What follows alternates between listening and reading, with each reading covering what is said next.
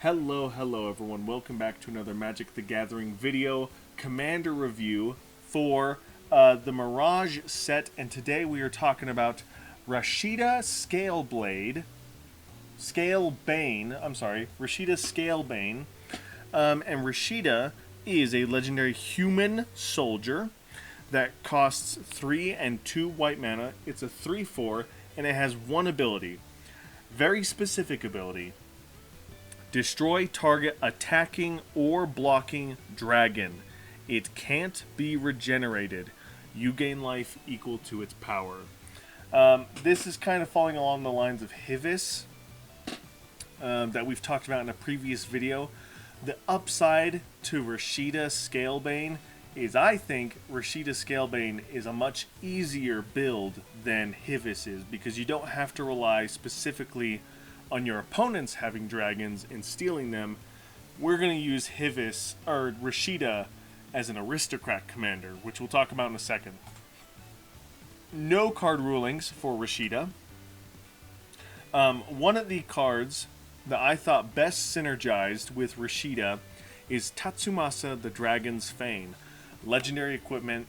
The important thing about this card is you can turn this into a 5/5 blue spirit dragon. And then when that creature dies, right? Into play, return. Yeah, when that token is put into a graveyard. So, you can create the token, attack or block with the token, use Rashida's ability to sacrifice it, preferably after combat damage, because that is a big creature. If you're going to block with it, block something small so that way it stays alive, and then still gain the 5 life that way, or attack with it, deal 5 damage, then sacrifice it.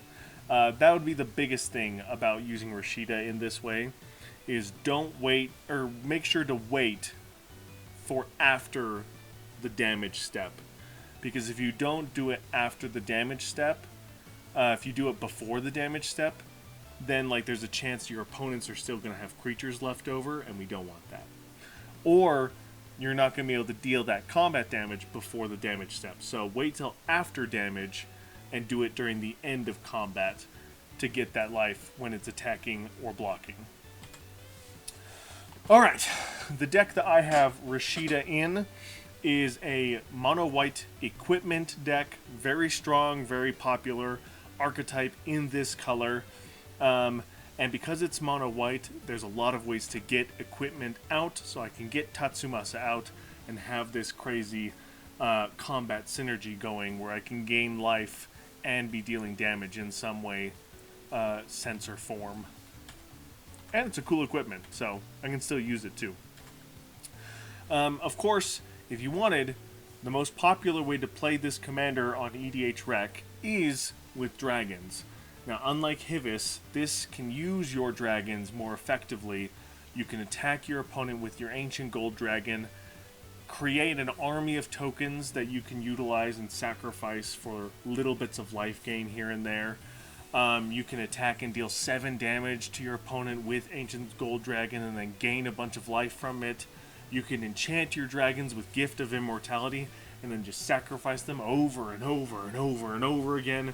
Dragon's Horde, great for dragon decks in general, especially because you're going to be in white. You want card draw, you want mana ramp, so that's a great card for that because it's helping your dragons draw and ramp. Really fun deck idea. I like this so much. I'd love to hear your guys' thoughts about this aristocrat mono white dragons deck.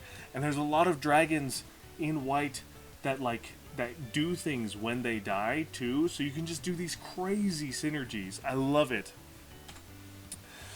Lastly is we're going to play on the Dragon Tribe, but we're going to do it with a twist. Mono white, as I said earlier, is great with equipment. There's some equipments that can make the equipped creature every creature type, like dragons. There are cards that can make your creatures have every creature type, like Mirror Entity. Just for 1 mana, you can turn all of your creatures into dragons. And then you can use Hivis on any of your creatures even if they were not originally dragons.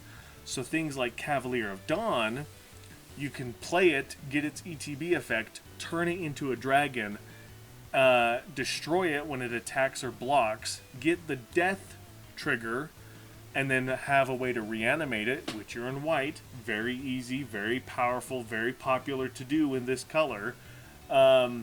And just do this crazy reanimation aristocrat cycle, but with a twist.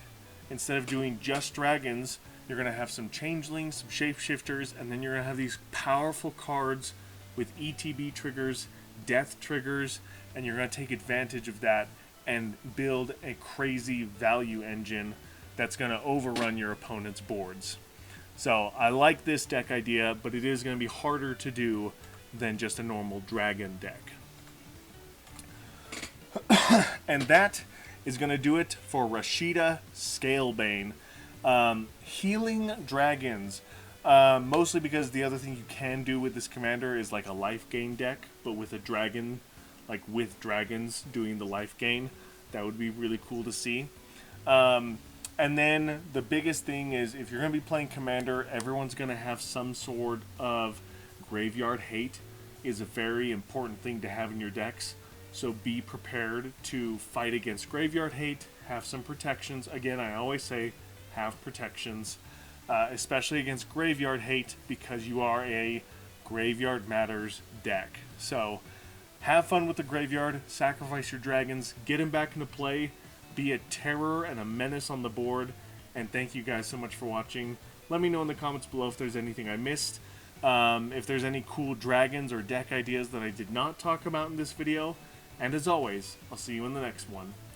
Bye!